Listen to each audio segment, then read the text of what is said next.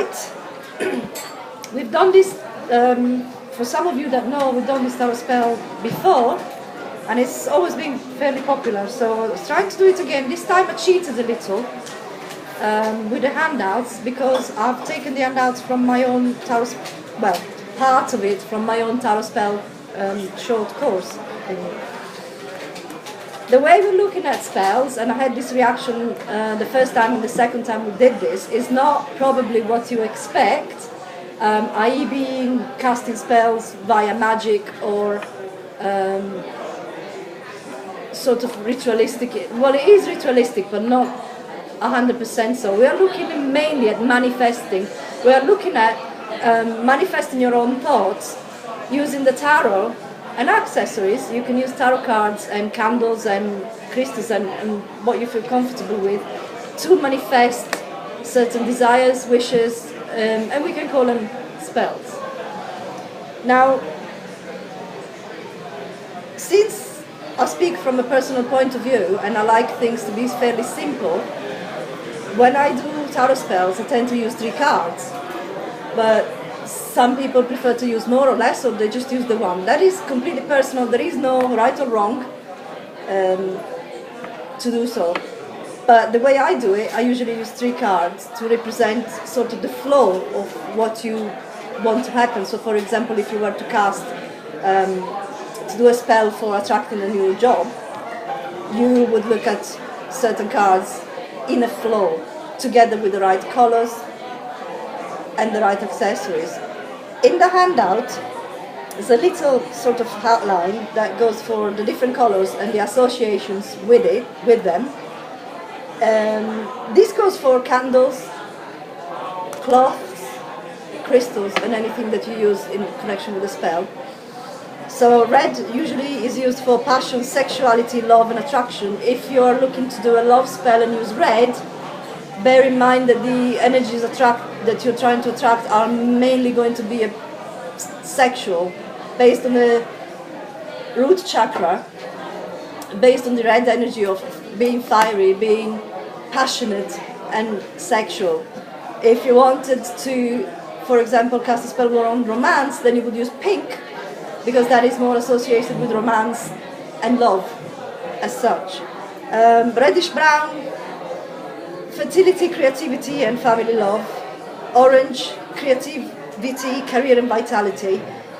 What's the other one? Yellow, career and studies. Yellow is very good for communication and facilitating communication. So if you were to do a spell for a job interview, for example, you would use yellow to facilitate the communication between you and the person that's interviewing you.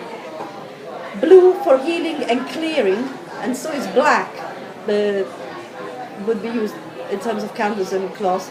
Purple, healing, third eye chakra, psychicness. Green for grounding, money, career and luck, but also for healing.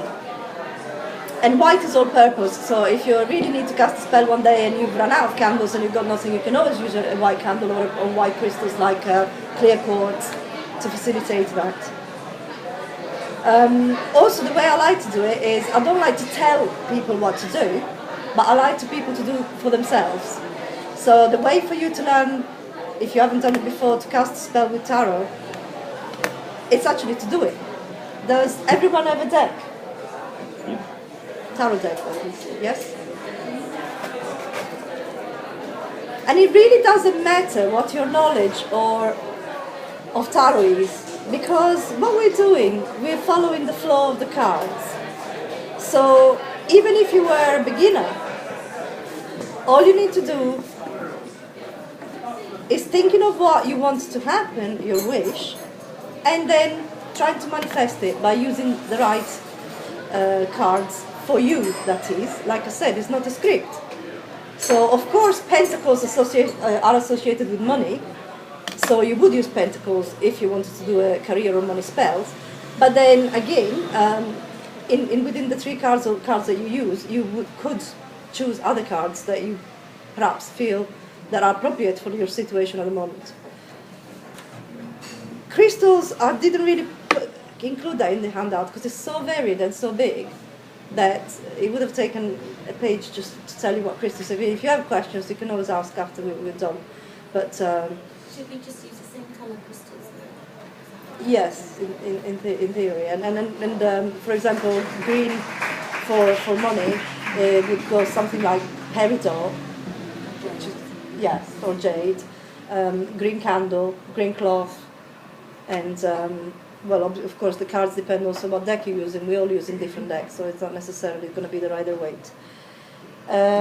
Just before we start on the exercise, like I said last time, I'm a firm believer that thoughts manifest. By that, I'm not saying that you can think something and it's just going to materialize and plonk down on the table in front of you, but that if you really focus on your intentions all the time, and sometimes we do so unconsciously, especially if we are worried about something, or if we wish about something, or if we are in love, and it could be anything, you tend to attract that same energy to yourself. How to cast spells and what to do. We have people that think different ways. Some people think that it's okay to cast spells for almost anything, like attracting a married man, like, you know, just as an example, or making someone ill or whatever. Well, you could if you wanted to, but really it's your karma, and I believe that's wrong, because at the end of the day it comes down not only to an issue of being a nice person and not compelling people to do what they don't want to do. From a personal point of view, I think it's also a self-esteem issue. I mean, if you're casting a spell to get something that you don't really have, wouldn't it be better to cast something that is better for you, for the good of you in relation of the future, rather than just forcing the issue? And sometimes I've been asked as well, why didn't it work? Because sometimes it happens, it doesn't work. Spells don't always work. And I usually answer it's because perhaps, one, you didn't ask the right question. Two, it probably was the wrong time. Or you're asking for too much. I mean, be realistic when you formulate the question. Like in tarot readings, when you ask a question for a spread, the tarot will answer only what you ask for. So if your question is formulated wrong, then you'll get the answer to that particular question, which might not be the answer you needed or you were looking for. So it's the same for spells. Make sure that when you formulate, write it down if it helps, but make sure it's clear and it's not OTT.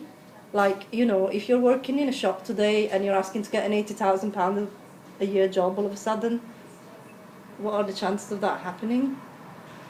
So be realistic and go with the flow. Obviously, your ethics are your own, so I can't tell you what to do. You can choose to use your energy as you wish. But as I said, I like people to do rather than just listen to me waffling on. So, how many of you have done spells before with tarot or without? Okay. Yeah. If it's not for your higher good or for the higher good of the other person, might you get blocked from doing it? Yes. Yeah, I mean, not blocked, but it might not work in the sense that you want it to work. Even spells is not moralistic in any way. It's just you do something, something happens. It's not really, you know. It's causal, isn't it? Yeah, in a way. It's not really. If it's meant to happen, it will happen. It's just because you're doing it. But if it's not part of your life path or purpose or karma and your guides, I think it would make it more easier, because if it is part of your life path, you're then sort of riding that wave to get to where you want. If it's not, but at the same time, if stuff can happen which can get you off your life path, you know, the wind is going the wrong direction, and because your desire is going that way, you're catching that wind. Bear in mind that, like with tarot readings, someone pointed out to me a few days ago, most people wouldn't ask a question or wouldn't ask for a tarot reading or for a spell if they were completely and 100% happy. Most people want a reading or want to perform a spell to improve something or attract something that they feel is lacking in their life at the moment, like, for example, a better job, as we were saying earlier. Whatever the circumstances, if it's not for your higher good, the energy you put out will be still out there, as Henry pointed out, but it might not work out the way you want it to work out. It might just kind of, it's different, it's circumstantial and it's causal. It depends what you're asking for. Just I think it's important to remember, like I said, I'm a firm believer in thought forms, and thought forms are basically manifesting thoughts. And I'll give you a statistical example that has nothing to do with tarot, but might make it a bit clearer. When I was reading one of the psychology books, not the one I'm lending you, but another one, there was a study done that how thought forms work, how you put out energy in thought. So take two different mothers with two different sons, both sons are biker and go out on a bike every day to work. One mother constantly worries and tells the son every day, please be careful, you're going to have an accident, please don't go on that road, please don't go on that road, and just so on. The other mother kisses her son goodbye, says, I love you very much, see you tonight for dinner. Statistically, the one with the mother that's completely worrying all the time has a 40% increased chance of an accident. Because thoughts are implanted already that is in danger anyway, and also because the energy that she's putting out. And it's totally unintentional, because obviously she doesn't want it to happen, she loves her son. But so when you create spells as such, it really, sometimes, even I do it myself, to sit down and think, do you really want this? Is it really good for you in the long run? Is it the right question I'm asking? So could you turn the question around to say, I want a new job that is for my highest good? Yes. So put that in it, sort of thing. Kind of vague. I mean, I was about to suggest, if you're in doubt, do a reading on it. Okay, what happens if I do pass the spell? Would I regret it afterwards? I mean, that's kind of what the tarot's for. You know, you give foresight into stuff. I do that with the candle rituals. I mean, I always ask that whatever is asking I'm dressing the candle for is for my highest good, and if it's not, then I just don't want it. Yeah. But yeah, I mean, it's up to you. Because you're following the flow of the cards, and the fun part of creating tarot spells is also to pick the cards that I think are right for you, which is why I say that although you can get books on the subject, there is no complete right or wrong, because some cards, I mean, I've read some spells on a book that it's telling me to use these cards and they just don't feel right for me, so I've changed one or two perhaps that for me feel right for the situation. And here is what you're going to do. So you got, on the first exercise, you got 3 examples, and even if you've never done it before, it doesn't really matter. Like I said, there is no right or wrong. Given 3 examples, you can either do all 3 if you want, or pick one that appeals to you the most. So if you do a healing spell, a clearing spell, or a love attraction spell, what cards would you pick for your own question? So feel free to write it down. Sorry, can you just clarify what you mean by healing spell versus a clearing spell? Healing spell, like for example, like I had this year, I've been poorly a few times, and you think, you know, how can I improve my energy levels, or how can I help my body heal better, for example. Clearing, how can I clear negativity out of my life, that kind of different.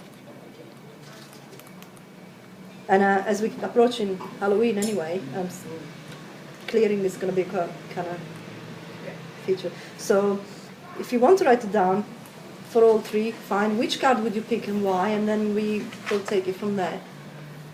One card. One? I usually pick 3, but it's up to you.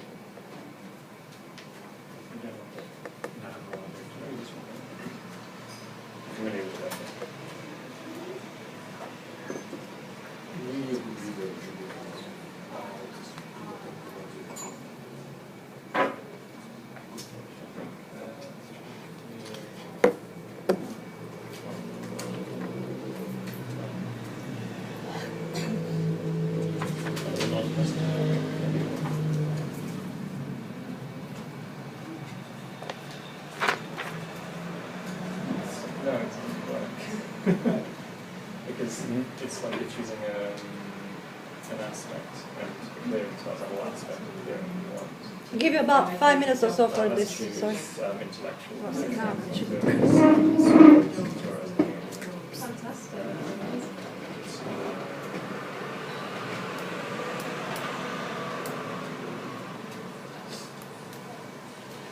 Kind of job you want. Sorry? Like to attract a new job, it kind of depends what job you want. You're on the wrong music exercise. Oh, I've sort of done that one. I've done one for that one.